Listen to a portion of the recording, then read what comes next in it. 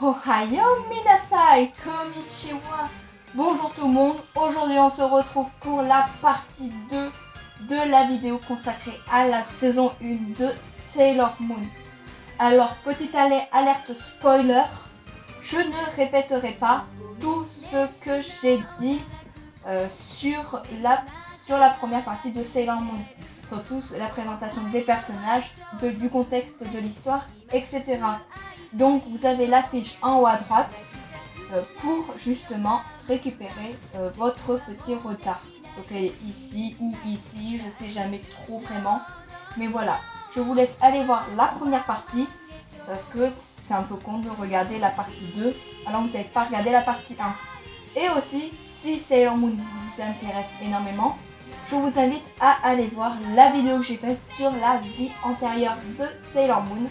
Pareil, il y a une fiche en haut à droite ou là, voilà, je sais pas trop.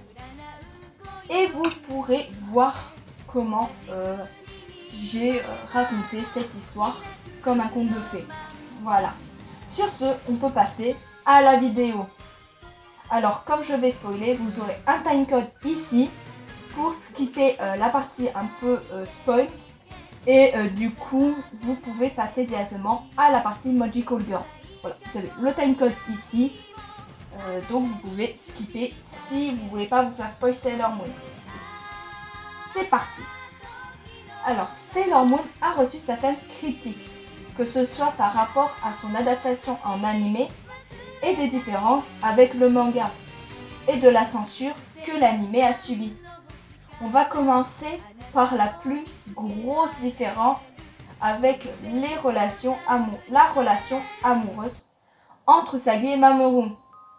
Pendant les plus de 3/4 de la saison 1, il n'y a aucun indice qui laisse sous-entendre que Usagi et Mamoru sont attirés l'un par l'autre. Comme dit dans la première partie, Usagi est la réincarnation de Sailor Moon.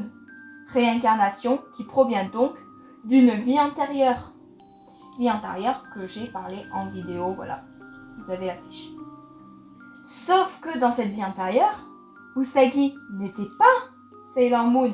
Elle était la princesse Serenity et vivait dans le Silver Millennium, un royaume qui se trouvait sur la Lune. Et Mamoru est lui aussi une réincarnation, celle du prince Endymion, qui régnait pour sa part sur le royaume de la Terre. Et dans cette vie antérieure, le prince et la princesse sont tombés follement amoureux l'un de l'autre. Mais un tel idylle entre un habitant de la Lune et un habitant de la Terre était interdite par la loi divine. Cela me rappelle la légende de la princesse de la Lune, comme raconté dans le film Le conte de la princesse Kaguya, dont j'ai déjà parlé en vidéo. Une guerre éclata entre Terriens et les habitants de la Lune, et Endymion mourut en voulant protéger la princesse Serenity. Serenity, ne pouvant vivre sans la personne qui compte le plus à ses yeux, se suicida par la suite.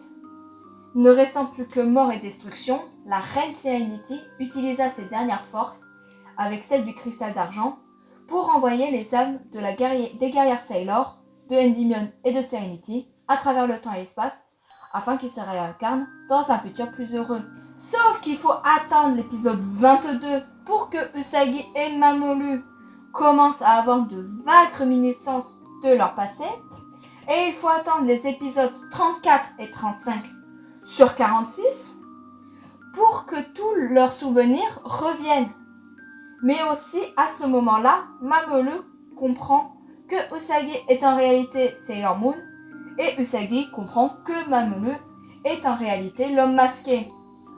Sauf que, durant ces épisodes, Mamoru se fait enlever par les méchants et qui le hypnotisent pour le rendre maléfique. Et il va combattre Sailor Moon jusqu'à la fin de la saison 1. Donc, il n'y a aucune interaction d'ordre romantique entre Usagi et Mamoru jusqu'à la fin de la saison 1. En fait, ce qui devient gênant, c'est quand tous les personnages retrouvent leur mémoire. Et à partir de ce moment-là, les guerrières Sailor n'arrêtent pas de répéter à quel point le prince et la princesse s'aimaient, à quel point cet amour était beau et tragique. Et Usagi n'arrête pas de pleurer car elle a perdu son seul et unique amour. Sauf qu'on a vraiment du mal à avoir de l'empathie pour Usagi parce qu'on nous demande de croire à cet amour uniquement parce que, pouf, d'un coup, les personnages s'en souviennent. Et parce que un seul et unique flashback nous prouve qu'elle a bien existé. Sauf que nous, on n'a jamais vu Usagi et Mamoru interagir dans ce sens à l'écran. Même pire, à chaque fois qu'ils se croisent, ils finissent par se disputer. Et ils donnent vraiment l'impression de ne pas pouvoir se supporter. Et je n'aime pas du tout cette commotion scénaristique qui veut que quand deux personnes se détestent et n'arrêtent pas de se disputer, c'est en réalité pour cacher leurs véritables sentiments. Et je ne parle même pas du fait que Rei sorte avec Mamoru pendant la saison 1. Donc la relation entre Usagi et Mamoru durant la saison 1 est très mal gérée. Mais en même temps, c'est un peu normal, car la saison 1 fait 46 épisodes pour adapter seulement les 2 premiers tomes du manga. Sachant que je me base uniquement sur l'Eternal Edition. Donc je pense que c'est un peu plus que 2 tomes. Mais voilà, vous avez un peu compris. Donc il y a plein d'épisodes filler qui ralentissent l'intrigue amoureuse. Cependant, dans le manga, Usagi et Mamoru apprennent rapidement leur véritable identité respective. Et on voit bien qu'ils sont amoureux. Mais comme ils ne sont pas liés pour autant, ils essayent de conserver une distance prudente entre eux. Et le manga dépeint très bien cette tension qu'il y a entre les deux, ce déchirement entre la raison et les sentiments. Ça vient aussi du fait que le manga est plus mature que l'anime. Donc dans le manga, on y croit à cet amour, et ce, bien avant de connaître leur vie antérieure. Dans la saison 1 de l'anime, je sais que cet amour existe, et c'est vrai que j'ai beaucoup de mal à y croire, malgré les magnifiques paroles de l'opening qui nous raconte cette histoire d'amour miraculeuse. Alors on va passer aux critiques que l'anime a reçues, en commençant par le caractère de Usagi, que beaucoup de monde trouve stupide, voire même exaspérante, par certains moments. Et c'est difficile de les contredire. Et une autre critique qu'il y a sur la série est que Sailor Moon nous propose un large panel de personnages féminins forts et qui ont des pouvoirs spéciaux beaucoup trop stylés, qui se battent et qui n'ont pas besoin d'être sauvés par un personnage masculin. Alors, en théorie, c'est vrai, et on peut dire que tous les personnages de Sailor Moon sont très attachants de ce point de vue. Mais en pratique, Sailor Moon se fait sauver un paquet de fois par l'homme masqué. Du moins durant la saison 1, car elle se débrouille vraiment comme une quiche en combat. Bon, après ça s'améliore. Au début, Sailor Moon est effrayée à l'idée d'engager les combats, mais prend de l'assurance par la suite, et quand ça devient vraiment sérieux pour la vie d'autrui, là, elle n'hésite plus. Mais là, cette impression est due à la longueur de l'anime. Comme il y a un combat par épisode, ça multiplie les chances à l'homme masqué pour apparaître et voler à son secours. Et on n'a pas du tout cette impression dans le manga. Après, j'ai une théorie personnelle sur ce fait. Comme dit précédemment, Usagi est la réincarnation de la princesse Serenity et non de Sailor Moon. Ce qui veut dire que dans sa vie antérieure, ce n'était pas une guerrière, mais une princesse qui se contentait de faire des trucs de princesse. En gros, Serenity est jolie et innocente, et elle rend les gens heureux grâce à sa gentillesse et sa joie de vivre. Et ce sont les Sailor Senshi qui étaient chargés de sa protection et de celle du Silver Millennium. Ce qui veut dire qu'à aucun moment dans sa vie antérieure, Serenity a eu à se battre en tant que princesse. Du coup, quand elle s'est réincarnée dans le corps de Usagi, c'est normal qu'elle ait du mal avec l'idée de se battre. Alors que Rei, Ami, Makoto et Minako s'habituent très vite à leur pouvoir et n'ont pas peur d'engager le combat et n'hésitent pas à se sacrifier si Sailor Moon est en danger. C'est normal que Usagi ait besoin d'un temps d'adaptation plus long que les autres, car ce n'était pas une guerrière. D'ailleurs, le refus de combattre de Usagi deviendra plus tard dans la série non plus la peur d'être blessé soi-même, mais la peur de voir des êtres qui lui sont chers mourir ou être blessés devant elle. De voir des êtres chers blessés, voire pire. Une dernière critique qui concerne la censure de la série. Dans plusieurs pays où l'anime a été diffusé, il a été considéré comme trop violent. Donc beaucoup de scènes jugées trop violentes ou choquantes pour un public de jeunes enfants a été redoublé, coupé ou carrément supprimé du montage. Ce qui gênait dans Sailor Moon était aussi la sexualité, avec notamment plusieurs couples homosexuels et des personnages transgenres dans la série. Et pour un animé des années 90, c'était très risqué et bien sûr, différents pays se sont empressés de censurer tout ce qui était considéré comme néfaste pour de jeunes enfants. On va parler d'un des couples qui a fait le plus polémique dans la saison 1, Soulzite et Queensight, deux des généraux au service du Dark Kingdom. A noter que cette relation n'existe que dans l'anime, mais a été validée par l'auteur elle-même, car elle supervisait aussi la série animée. Ce qui veut dire que mettre en scène un couple homosexuel dans un animé destiné à un jeune public n'était pas gênant au Japon en 92. Mais en France, cette relation n'a pas été gardée et Zoidate et Queensight sont devenus des frères. Ce qui rend leur relation extrêmement chelou, car les diffuseurs se sont contentés de modifier que les dialogues et les scènes sont restées les mêmes. Donc nous avons plus deux hommes en couple, mais deux frères présentant des tendances extrêmement incestueuses. Je sais pas si c'est mieux en fait. Cependant, aux États-Unis, ils ont changé carrément Zoidate en femme. Donc eux, ils se sont pas fait chier. Bon après, nous en France, on a fait l'inverse par la suite. On a transformé une fille en mec.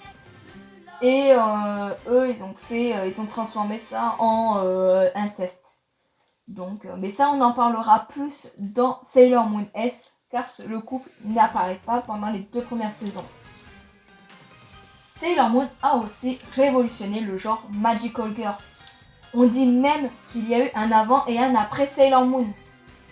Je ne vais pas répéter ce que j'ai dit dans la première vidéo sur les caractéristiques que Sailor Moon a avec les autres Magical Girls, mais on va plus se pencher sur ce qui les différencie. D'abord, Usagi est plus âgée. Avant elle, l'âge moyen des Magical Girls était de 10 ans, alors que Usagi et ses amis en ont 14 au début de la série, voire plus dans la saison 5. On passe donc de l'univers de l'enfance à celui de l'adolescence, ce qui n'amène pas forcément les mêmes thématiques ni les mêmes questionnements. Ensuite, Sailor Moon n'utilise pas ses pouvoirs pour s'amuser, mais pour se battre. Et elle a pour mission de sauver la Terre. Mais là où Sailor Moon est le plus original, c'est que l'héroïne n'agit plus seule. Elle a tout un groupe de guerrières et amis qui se battent à ses côtés et qui la soutiennent. En fait, Sailor Moon, reprend pas mal de codes du Super Sentai, dont Naoko Takeuchi est une grande fan pour les mélanger à ceux du Magical Girl. En gros, un Sentai, c'est un style d'anime généralement destiné aux enfants, mettant en scène un groupe de héros dans un univers de science-fiction qui se battent pour protéger la Terre. En France, les œuvres Sentai les plus connues sont Bioman et Power Rangers. Pour ce qui est des codes du Sentai, repris dans Sailor Moon, ce sont le groupe de 5 personnes qui représentent les 5 éléments en Asie: le bois, le métal, l'eau, le feu et la terre. Ensuite, tous les membres du même groupe portent le même costume qui fait toujours objet d'une scène de transformation où il vient se greffer sur le personnage et qui est très attendu par les fans. Et pour finir, la lutte entre le bien et le mal et la présence des thèmes comme le courage, l'amitié, le travail d'équipe, l'amour, le sacrifice, le dépassement de soi, etc., etc., etc. Ce mélange entre des éléments très girly issus du shoujo et des éléments plus masculins issus du Sentai font que Sailor Moon est une véritable série pleine d'action avec des personnages exclusivement féminins mais qui plaisaient autant aux filles qu'aux garçons. Sailor Moon a vraiment changé la façon de concevoir un Magical Girl. Certains codes du Sentai ont été conservés pour les générations suivantes. On parle même avec Sailor Moon de l'avènement du Magical Sentai. Sailor Moon a vraiment servi de guide pour la création d'autres Magical Girls. Sans Sailor Moon, il n'y aurait pas eu de Doremi, Tokyo Mew Mew, Magic Reverse, Chocolat et Vanilla, Pretty Cure, Peachy Peachy Peach, etc. Et cette génération de Magical Girl a aussi inspiré une autre génération de Magical Girl comme Madoka Magica, parce que les créateurs ne se sont plus contentés de servir la même recette. Et on cherche d'autres voies pour faire encore plus évoluer le genre. Sailor Moon a montré que l'on peut jouer avec les codes du genre, les faire évoluer, les mélanger avec ceux de d'autres genres, briser les codes, voire même les parodier. Et surtout, Sailor Moon a sauvé de l'oubli le Magical Girl, car ça faisait un moment que le genre s'essoufflait à force de servir continuellement la même. Et oui, si Sailor Moon n'avait pas existé, on n'aurait pas eu tous ces super Magical Girls que l'on adore maintenant. Et surtout, on n'aurait pas eu les autres rêves de Maître Arina Tanemura. Et voilà, c'est sur cela que va s'achever cette longue vidéo sur Sailor Moon saison 1. J'espère qu'elle vous aura plu. Pour la saison 2 Sailor Moon R, je vous donne rendez-vous l'année prochaine, à peu près dans la même période. Voilà, ça sortira normalement dans la même période, au mois de mai. Donc, tenez-vous prêts. Abonnez-vous à la chaîne, lâchez le pouce bleu et cochez la cloche des notifications pour ne rien manquer. Moi, je vous dis à la prochaine pour de nouvelles vidéos. C'était Korea de Planète Manga. Jana.